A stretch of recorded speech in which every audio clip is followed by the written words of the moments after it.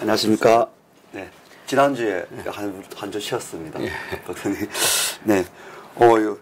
요즘 이 책, 그때 반응이 괜찮은 것 같던데요. 제가 주위에서 보니까 구매하시는 분들도 계시고 하더라고요. 대한민국과 경제적 민주주의. 좀 많이 읽어주시고, 이 방송을 들으면 많이 좀 도움이 된다고 하시는 분들도 많으시더라고요. 네. 그 방송을 들었다는 분들이 가끔 이렇게 좋은 반응을 얘기하시는 게 아마 이거 현실적인 이야기를 막 하면은 더 인기가 올라가는 거 아닌가 그런 느낌을 좀 받았는데. 아마 비유가 그런 것 같습니다. 지난 시간에 좀 현실 문제하고 많이 연관시켜졌죠. 오늘은 165페이지 같아요. 국가, 자본, 농경민주주의 그리고 국제협력. 말씀하셨습니다. 그 이제 그렇게 국가, 자본, 경제, 농경민주주의, 국제협력 이렇게 돼 있는데 제가 뭐 누누이 이야기했지만. 우리나라의 그 경제적 민주주의는 건국 이후에 그 세 가지 요소였다.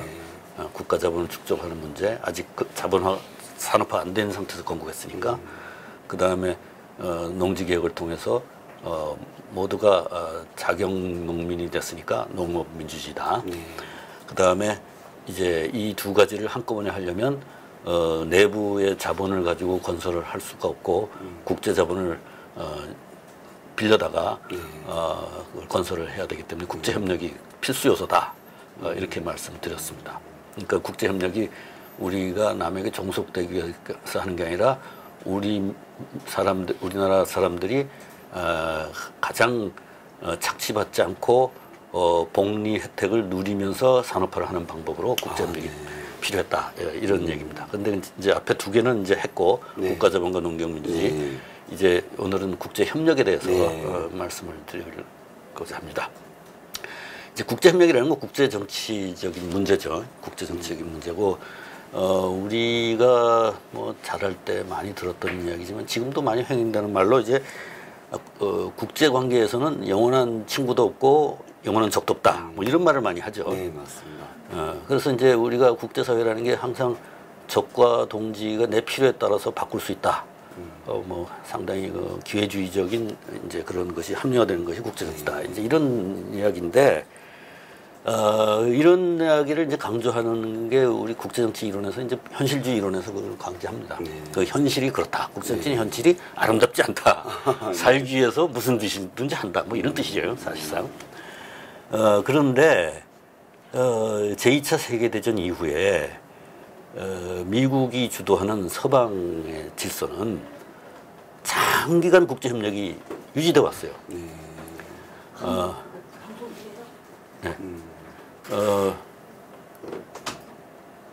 이제 제일 먼저는 소유럽에 미국의 마샬 플랜에 의한 원조가 들어갈 때 그곳에다가 이제 그 전까지는 1차 세계대전, 2차 세계대전이라는 게 다 유럽 국가들끼리 서로 투쟁을 하다가 세계적인 전쟁이 돼버렸잖아요. 그렇죠, 왜냐하면 그 사람들이 전 세계 식민지를 갖고 있었기 때문에 자기네들끼리 싸우면 전 세계 싸우는 게 돼버렸어요. 패권주의죠. 그렇죠. 그럴 때는 진짜 영원한 동지도 영원한 적도 없다는 말이 맞았어요. 그때까지. 근데 미국에서 볼 때 이제 유럽이 전체가 여러 나라로 조그만 나라로 흩어져 있으면 서로 싸움 짓을 하다가 지금까지 해온 대로 지금까지 유럽 나라들은 항상 서로 시기 질투하고 싸움하고 갈등하고 이러는데 미국에 비하면 작은 나라들이죠. 그렇게 계속 하다가는 모조리 다 소련의 밥이 된다. 그래서 이 소유럽을 소련의 침략으로부터 방어하기 위해서는 소유럽을 다시 재건시켜주긴 해야 되는데 이 상태로 해서는 안 되고 서로 간에 협력하는 나라가 돼야 된다. 지금까지 서로 시기 반목하는 것은 안 된다. 그래서 이제 당신네들 유럽 국가들이 우리는 마셜 플랜 원조를 주고 싶은데 이 상태에서 주면 서로 그걸 다 찢어발겨서 먹고 서로 싸움질하면 죽도 밥도 안 된다. 아무것도 없다. 그러니까 당신네들이 서로 하나의 그 통합된 협력된 모습을 보여주면 좋겠다.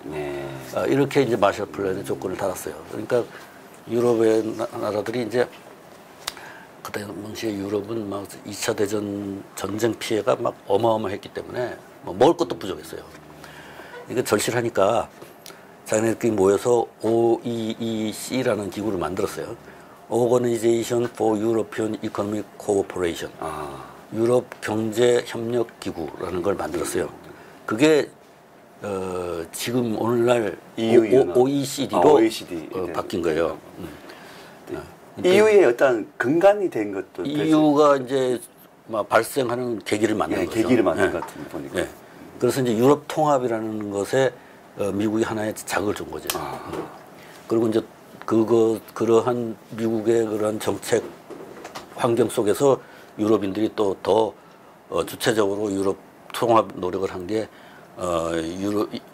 유로피언 이코노믹 커뮤니티, 그 다음에 그것이 다시 유로피언 이코노믹 커뮤니티로 발전했다가 그 다음에 이제 지금 현재 EU로 유로피언 유니언으로 이제 변해 나간 거죠.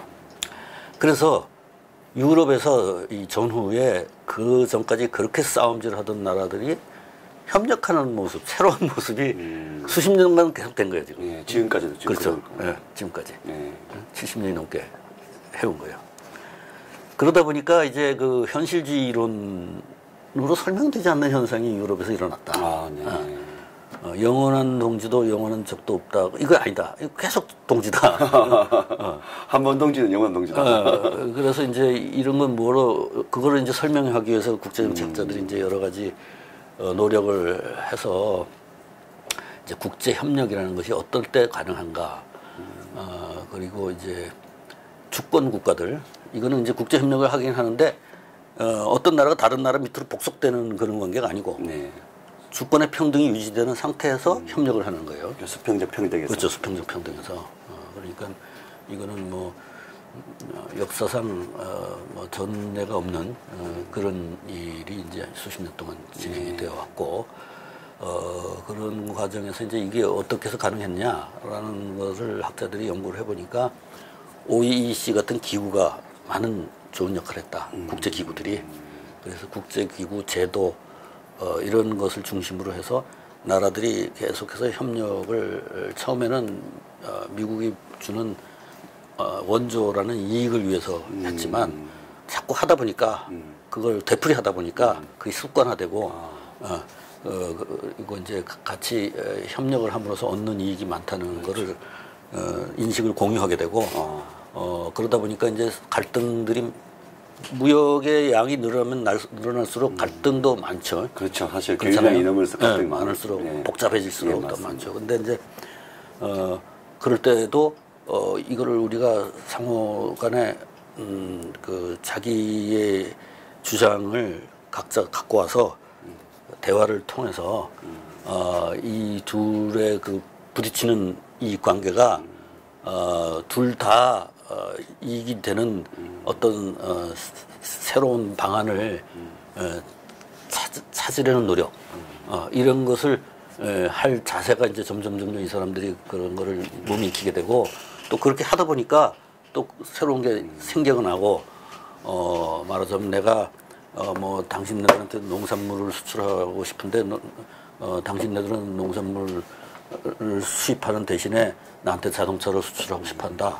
그러면 이제 이 농산물은 싸고 자동차는 비싼데 이게 불균형을 이제 어떻게 조정할 거냐 뭐 이런 걸 하면은 이제 거기에 대해서 또 다른 어떤 여러 가지 인센티브를 더한다든가 이런 식으로 이제 그거를 조정하는 갈등을 조정하는 일에 이제 익숙해지는 거죠.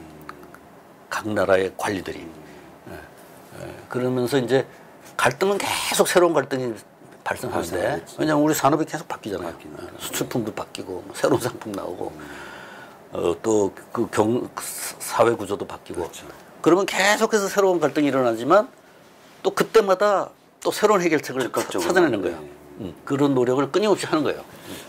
그렇게 할 수밖에 없었던 게 일단은 생명에, 그러니까 뭐 전쟁으로서 사람이 죽어나가지 않고 재산이 그렇죠. 파괴 안 되니까 네. 자기들을 봤을 때는 그게 네. 가장 좋은 네. 합리적인 수단이라 네. 생각하니까 발전 안 할 수가 없을 것 같습니다. 1차 세계대전에 무지하게 그 비참함을 겪었잖아요. 그러니까 인명사살도 받았고. 네. 우리가 여기서 만약에 갈등을 방치했다가 점점 불신이 깊어지면 언젠가는 전쟁이 되면 너하고 나하고 둘 다 망한다. 거지 된다. 예. 그러니까 그거 하지 말고 어떻게든지 여기서 갈등을 극복해보자. 이런 자세가 된 거죠. 그리고 또 내가 너보다 힘이 세니까 내가 너를 지금 정복해 버리겠어. 이렇게 북한이 한국에 뭐 그런 식으로 하는 식으로 할 수도 있지만 이제 그거는 뭐 유럽에서는 통하지 않는 걸로 돼 있어요. 오랫동안의 전통에 의해서. 또 미국이라는 나라가 또 감시를 하고 있기 때문에 그래서 이제 그러한 조건 하에서 국제 협력의 전통이 유럽에서는 이제 막 뿌리를 내렸다고 봐야죠. 그런데 이제 동아시아의 경우에는 유럽이 아니잖아요. 네. 근데 이제 우리 경우에는 이승만 대통령 때 미국과 그 협력 관계를 갖다가 그 틀을 만들었다고요. 네. 그 틀이라는 게 이제 뭐 기본적으로 두 가지 제도가 있는데 하나는 한미 상호 방위 조약을 맺었죠. 그 다음에 경제 재건과 재정 안정 계획에 관한 합동 경제위원회 협약을 또 맺었어요. 같은 해 53년에. 이 부분에 대해서는 이승만 대통령을 상당히 높게 평가하는 이 하나의 요인인 것 같더라고요. 보니까. 그러니까 이제 이런 미국이 유럽에 가서 그 유럽을 서로 협력하게 만들고 그리고 나토라는 것을 만들어서 이제 서유럽 국가들과 동맹 관계가 됐죠, 미국이. 네.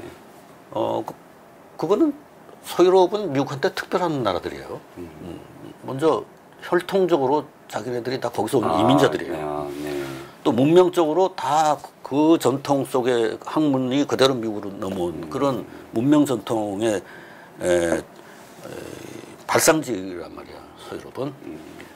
그러니까 게다가 또 그 산업 발달의 면에서도 전후에 폐허가 되긴 했지만 그 전까지는 최고로 발달된 나라들이었어요. 지금 당장은 폐허가 됐지만 금방 복구를 하면 다시 선진국인 거예요. 그런 나라들하고 미국이 동맹 관계를 맺었고 협력 관계를 구축을 했는데 우리는 그게 아니었죠.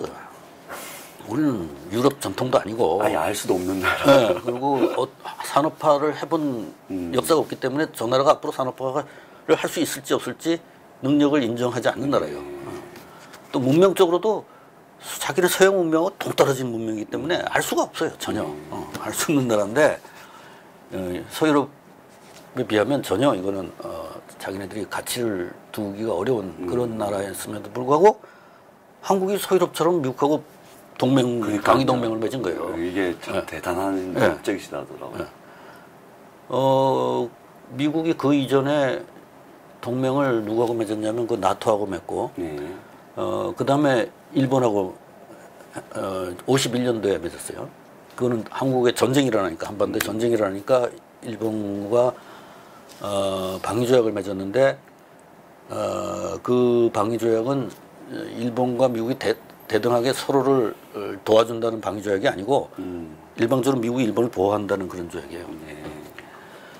그 다음에 같은 해에 필리핀하고 맺었어요. 필리핀은 자기네 옛날 식민지였기 때문에 그 맺은 거예요. 그러니까 그 선진국이 아닌 나라하고 맺은 거는 필리핀은 예외로 하고 한국이 처음인 거예요. 그러네요. 일본 또 패망국이니까 자기들한테 패전국이니까. 패전국이지만 그거는 엄연히 산업 국가였던 나라잖아요. 패망하기 전에. 그러니까 그거는 곧 선진국이 될 나라고 보는 거죠. 본 거고 시각을. 자기네들이 도움만 주면 금방 선진국이 되는 나라다. 그러면 서유럽도 그런 나라들이고. 그러면 그 둘을 빼고 전혀 이제 새로 신생 독립국으로서 방위조약을 맺는 나라는 우리밖에 없는 거예요. 처음인 거예요. 처음. 그러니까 미국에서는 안 맺으려고 그런 거예요. 상식에 안 맞으니까. 그러니까 수준 딱 맞고 아무것도 안 맞으니까. 뭐 대상이 아니라고 생각한 거지 전혀. 그런데 그걸 이제 이승만 대통령이 막 여러 가지 외교적인 그 기술과 뭐 어떤 자기의 그 국가 운영의 철학을가 이런 걸로 감복도 시키고 뭐 압박도 하고 막 이렇게 해가지고 미국 사람들이 결국은 설득해갖고 그걸 맺은 거예요. 그러니까 이거는 굉장히 이 세계사에서 볼 때도 특이한 일이었던 거죠. 그러고 나서 이제 우리하고 맺고 나서 미국이 대만에 가 있는 중화민국과도 그 다음 해에 맺어요. 방조약을. 그 다음에 이제 동남아시아 국가들을 묶어서 시토라는 또 그걸 만들고 하는데 그건 이제 한국하고 일단 해보니까. 선진국이 아닌 나라고 한번 하는 게 물꼬를 튼 건 이제 한국에서 뜬 거예요. 그러고 나서 계속 여기저기다 맺은 거예요. 그렇게 이제 한국 바깥으로 계속해서 자기네들의 방위 공약이랄까 이런 거를 확대를 하다가 덫에 탁 걸린 게 베트남에서 걸린 거예요. 베트남에서 이제 그 수렁 들어가고 패전하고 나온 거죠. 어쨌든 이제 그만큼 이 한미 상호 방위 조약이라는 거는 그 당시로서는 상식 밖의 일이었다. 미국으로서는 뭐 전혀 생각하지도 않았는데 그걸 해낸 거예요. 한국은. 아주 독특한 그런 설득력을 갖고 있었어요. 그만큼 우리는 농지개혁을 한다든가 또 산업 건설에 대한 의지를 보여준다든가 이런 것이 자기네들이 볼 때 뭐라고 무조건 너희들은 무지하다라고만 말할 수가 없는 그런 거를 이제 의지를 보여주고 있었기 때문에 이게 설득이 됐다고 봐야죠. 그렇죠. 그 다음에 이제 그거하고 같이 맺은 게 경제 재건과 재정 안정 계획에 관한 합동경제위원회 협약. 이게 지난 시간에 얘기했던 CEB라 그래가지고 Combined Economic Board. 모든 경제 정책을 한미가 협의해서 하는 거예요. 그러니까 우리가 원조 경제니까 원조를 받아서 이제 건설해야 되니까 원조를 주는 측에서 원조 물자가 쓰이는 것에 대해서 자기네들이 감독도 하고 공고도 하겠다. 그렇게 해서 이제 공동 결정되는 말하자면 주권의 상당 부분이 이제 양해가 된 거예요. 이것 때문에 지금 저쪽 애들이 계속 지금 그 딴지를 그는 하나의 또 그런 이거를 이제 이 공산주의자들은 이걸 갖다가 무슨 사대주의라고 이제 그렇게 얘기를 하는 거예요. 그런데 이걸 사대주의 종속으로 보지 않고 국제 협력으로 난 설명하려고 하는 거예요. 국제 협력이다 이게. 이제 이 국제 협력이라는 거는 우리가 처음에 그 초반기에 이야기를 할 때 손문이 국제 협력이라는 개념을 얘기를 했잖아요. 그래서 자기네들이 산업 건설을 할 때 서유럽 구미 사람들의 자본을 도입해다가 하고 싶다. 그래서 그 사람들의 외자를 들여다가 공장을 지으면 그 공장을 돌려서 이제 빚을 갚을 때까지 그 공장의 운영은 그 초빙한 외국인 매니저한테 맡길 것이다. 이런 이제 그 말하자면 그 협력, 국제 협력의 개념을 그렇게 이 사람이 세웠었잖아요. 이제 그것과 비슷한 경우가 지금 우리나라에서 실천이 된 거예요. 그러네요, 진짜. 그래서 우리는 이제 미국 돈을 가지고 이제 건설을 하는데, 주는 미국 사람들하고 모든 걸 협의해서 한다. 그렇지만 그게 일방적인 건 아니다. 협의다. 그러면 이제 이 안에서 이게 12월에 맺어진 이유가 이 서로 간에 이 협의가 서로 갈등이 있어가지고 서로 이해관계가 달라가지고 몇 달을 끄는 거예요. 그래서 연말이 돼서야 이제 급해갖고 할 수 없이 조약을 맺은 건데 그 갈등의 원인은 뭐냐면 한국은 산업 건설 자금을 달라. 우리 쓰고 버리는 이 소비 물자 주지 말고 건설하는 물자 달라. 미국은 아니다. 너희들은 지금 배고프지 않냐. 먹고 살아야 된다 우선. 그리고 건설을 해봐야 지금 그 공장을 운영할 능력도 없지 않냐. 해본 경험도 없지 않냐. 꼭 돈 낭비된다 가면. 그런 식으로 막 아무데나 투자하게 되면 인플레만 일어난다. 이래갖고 서로 이제 계속 그 의견 충돌이 일어나가지고. 양쪽 말은 다 일리가 있는 말입니다. 그렇죠. 예. 그래서 이제 그 의견 충돌이 일어나갖고 계속 시간을 끌다가 12월이 돼서는 할 수 없이 그냥 더 이상 해를 넘길 수는 없으니까 이제 일정한 선에서 그냥 서로 타협을 보고 이 부분 조금 들어가면 우리 이승만 대통령이 어떤 그런 재미있는 일화도 있을 것 같습니다. 조금 들어가면 뭐 쇼도 있을 것 같기도 하고 뭐 그런 것 같습니다. 그러니까 이제 이승만 대통령뿐 아니라 이제 그때 그 당시 국방부 관리들도 네, 이제 다 행정부. 마찬가지 네. 이제 생각으로 그렇게 했는데 이렇게 해서 어쨌든 간에 그 서로 간에 이견이 해소가 안 되는 상태에서 그냥 합동경제위원회가 이제 시작이 됐는데 일단 한번 해보자. 일단 뭐 할 수밖에 없지 않냐. 그러니까 해보자. 우리도 뭐 받아야지 이거 뭐 말만 하면 문자 들어오질 않으니까. 그러면서 이제 계속 정책 조정을 해나가면서도 계속 갈등을 하는 거예요. 계속해서 갈등을 하는데 그 갈등 속에서도 서로 이제 이게 파탄이 안 나고 계속해서 이게 유지가 됐다는 거는 어떻게 돌아간다는 건. 그렇지. 그 안에서 조정이 일어난 거예요. 조정이 나름대로. 그래서 이제 뭐 한쪽에서는 안정화 정책을 중시하고 한쪽에서는 건설해야 되겠다. 그러니까 이거 건설하고 싶은 설비는 많은데 돈은 별로 안 주니까 그러면 갖고 온 돈 중에 이 국방비 같은 거 충당할 건 그냥 전용해가지고 건설에다가 썩버려라. 그리고 군인들 월급은 은행에서 돈 찍어갖고 줘라. 뭐 이런 식으로 이제 나름대로 조정이 된 거예요.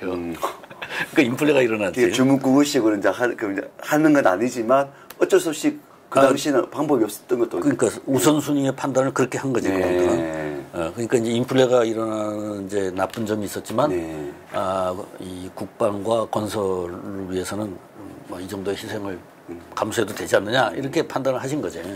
이승만 대통령은. 그렇게 해서 이제 산업 건설과 이 소비 물자 공급이 같이 이제 둘 다 이루어진 셈이죠. 그래서 이제 그걸 갖다가 지금 와서 보면 국가 자본도 기간 산업 중심으로 어느 정도 건설이 됐고 그 다음에 그 소비 물자를 통해서 국민들의 생활에 필요한 기본적 수요가 충족이 됐고 또 교육을 많이 이제 받을 수 있게 됐으니까 우선 뭐 굶어 죽지 않고 약간의 생활의 여유가 생겼으니까 아이들을 교육을 시켜서 그래서 이제 이걸 갖다가 사회 경제적인 용어로 이제 능력 개발이라고 그러죠. 능력 개발. 말하자면 우리 공장을 지어서 뭐 설비 투자도 있지만 개인의 능력 개발에 투자도 하잖아요. 기업에서. 맞습니다. 그래서 연수도 보내고 유학도 보내고 뭐 이런 거. 그 능력 개발에 많은 투자를 했다고 볼 수 있는 거예요. 이 50년대 전후에. 그래서 그것이 1960년대에 박정희 시대의 고도 성장을 뒷받침하는 그런 인력이 이제 그때 만들어졌다. 인력풀이냐 좋습니다. 그렇게 우리가 해석할 수 있겠죠. 이제 그렇게 우리가 이제 국제 협력이라는 게 이제 그렇게 형성이 됐는데 그거를 이제 또 전번 시간에 우리가 보면 이 미국의 연도별 대한 원조를 보면 이제 그 CEB의 그 관할하에서 이렇게 원조 그 관할에 투자했던 원조 자금들이 이렇게 쭉 올라가다가 그러니까 58년부터 급격히 내려가게 되죠. 이게 이제 국제 질서의 변동하고 관계가 되는 거예요. 그러니까 그 58년까지는 이제 아까 이야기한 미국과의 동맹 관계와 합동경제위원회 이 시스템으로 이제 갈등 속에서도 협력이 계속 유지돼 갔는데 이것이 자유주의 국제 질서가 58년경부터는 변화한다고요. 말하자면 그 전까지는 이 아까 얘기했지만 서유럽이나 일본은 다 패망 국가로서 전쟁 폐허 속에 있었기 때문에 스스로는 그 자기 회복력이 없었고 미국의 마샬 플랜으로 서유럽이 부흥을 했죠. 근데 그것도 시간이 오래 걸리는 거예요. 근데 미국은 1944년도에 그 주요 나라들을 모아가지고 브레튼 우즈 협정이라는 걸 체결을 해서 그것이 다자주의로 국제 금융을 관할하는 거예요. 그래서 IMF, IBRD 이게 이제 브레튼 우즈 협정을 44년에 맺어준 거예요. 그러니까 미국은 처음부터 전후 질서를 자기네들이 독단적으로 일방적으로 갖고 가고 싶어서 한 나라가 아니고 다자주의 기구를 만들어서 협력 속에서 같이 하자 이런 개념을 갖고 있었던 거예요. 합리적인 사고예요. 근데 그 당시까지는 그런 생각을 한 나라가 없었어요. 그전에는. 그렇죠. 근데 미국은 독특하게 그런 생각을 했어요. 그러니까 자기네 나라가 국내에서 하던 그런 버릇을 그대로 이제 국제사회에서도 하려고 한 거예요. 유엔도 그렇게 해서 창립한 거고. 그랬는데 이 막상 44년 설립을 해놨는데 보니까 이 소유럽은 너무 폐허가 돼 있는 거예요. 자기네 나라도 지금 주체를 못하는데 무슨 놈의 국제협력을 해요. 네네네. 그래서 마샬 플랜으로 그냥 미국 원조로 일방적으로 도와줄 수밖에 없게 된 거예요. 그랬는데 그 마샬 플랜 원조로 이제 이 사람들이 점점 회복이 돼가지고 자기네 통화가 국제 통화로서 기능을 하는 태환 능력을 갖는 통화로 된 게 58년이에요. 일본도 한국 전쟁 경비로 해서 그렇죠. 예, 한국 전쟁에 필요한 물자를 미국에서 일본에서 사다가 한국에다가 투입을 했기 때문에 일본 경제가 일어나서 58년경 되면은 이제 일본을 포함한 서유럽 나라들이 이제 국제적인 이제 어엿하게 국제적인 경제 협력을 할 수 있는 나라들이 됐어요. 그래서 브레튼 우즈 협정이 재기능을 이제 시작한 게 58년도쯤 되는 거예요. 네. 그렇게 되니까 미국은 지금까지 우리가 혼자서 그냥 이걸 원조로 막 했는데 이제는 뭐 그 부담에서 벗어나야 된다. 다 이제 우리 원조를 받는 나라들이 다 이제 회복이 됐으니까 그러니까 우리 애초에 의도대로 이 IMF, IBRD에서 다자주의적으로 협력을 해서 모든 걸 해나가자. 이렇게 이제 정책을 바꾼 거예요. 그러니까 한국에 대한 원조도 58년부터 확 줄어드는 게 그래서 그런 거예요. 아까 그래프에 보이는 줄어드는 거예요. 네. 그게 무슨 한국이 미워서 그런 게 아니라 이제 자기네들이 정책이 일방적인 원조는 이제 끝이다. 그리고 IBRD에 가서 돈을 빌려서 뭐 이자는 싼 이자로 차관으로 줄 테니까 빌려서 생산을 해서 공장을 지어서 생산을 해서 원금 이자를 갚아라. 그러니까 정상적인 자유주의 경제를 해라. 시장 경제를 해라. 이거예요. 지금까지는 원조 그러니까 시장 경제는 아니에요. 그렇죠. 국가가 그냥 일방적으로 운영하는 그런 경제지. 그런데 이승만 대통령이 그때 연세가 얼마예요? 58년쯤 되면은 1904년에 29 정도니까 58년이면 꽤 이제는 그래가지고 이분이 그 적응을 못 하신 거예요. 70. 예. 네. 70도 훨씬 넘었어요. 70도 훨씬 넘었네요. 그래서 이제 이 노약해지시기도 하고 그래서 여기에 적응을 못 한 거예요. 미국의 정책 변화에. 그러면서 경제가 침체기에 들어가고 4.19 혁명이 일어난 거죠. 그러고 나서 이제 우리나라의 그 경제가 계속 이제 혼란 속에 빠져들어갔어요. 몇 년 동안. 또 하나는 이제 그 미국은 우리 보고 일본하고 국교를 정상화해라. 그 얘기를 계속 했죠. 근데 이승만 대통령은 거절했어요. 네, 맞습니다. 일본의 소비시장이 되는 건 난 용납할 수 없다. 안 했단 말이에요.